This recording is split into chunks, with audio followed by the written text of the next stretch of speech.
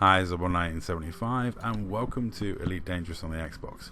So I've been doing power play a week, more seriously than I normally do it. Normally I just get to tier 4 and that's it, that's all I ever did. Tier 4, do a bit of fortification for the Chemo guys and leave it at that.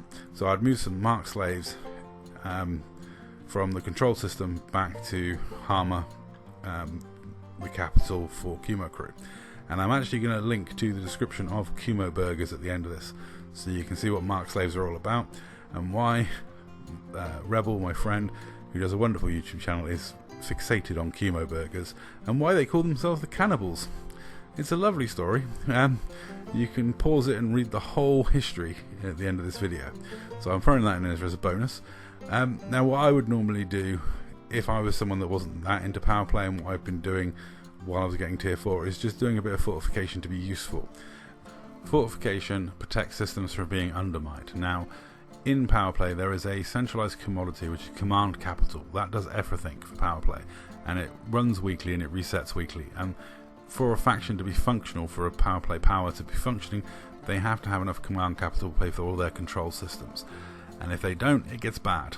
I'm not going to go into too much detail in this video. I'm going to link to the Remlok guide below.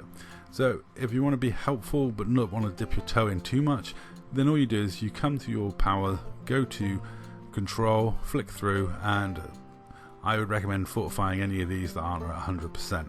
That's it. So all you need to do, you go there. In terms of Archon Delane, you pick up Mark slaves and you bring them back to Hama. That's it. You have to pay for the Mark slaves. Well, you can fast track them basically, and everyone does, because no one's going to sit there and wait for them to spawn in. Even at tier 5 they only spawn in at 50 per time, so you end up paying to fast track them and then you truck them back. If you get to tier 5, the money you spend will be balanced out. Now, different power play factions have different perks for being tier 5. Mine unfortunately is not very good. If you're only doing it for the perk, then there's only two really, which is but I'm going to recommend Hudson, because I hate the Empire at the moment. And there's Hudson 1 and an Empire 1 that both give you double bubble on bounties, and that's probably the best reward out there, especially when in terms of Thargoid hunting. But fortification is like the simple way of making merits. Now, I made a ridiculous sum of merits in my first proper week dipping my toe in and doing more power play. I did 38,000 merits, and me and a few other Dark Marauders helped push the Dark Marauders way up on the power play leaderboards. And I found an interesting thing.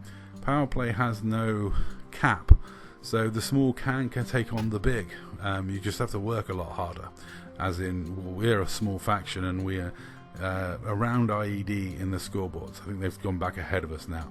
But the season ends in a week and we've only been doing major power play a week. So we caught up really well. Even naturally we were getting 15th, 16th on the table. That's why one of the reasons why we dipped our toe in. But power play is way more complicated than I first thought. Command capital is heavily affected by the BGS around control systems and exploited systems. It's massively, mind-blowingly more complicated than I first thought. So I'm going to link to a guide, and I'm going to leave you with the story of Chemo burgers and say that's all. Thanks for watching.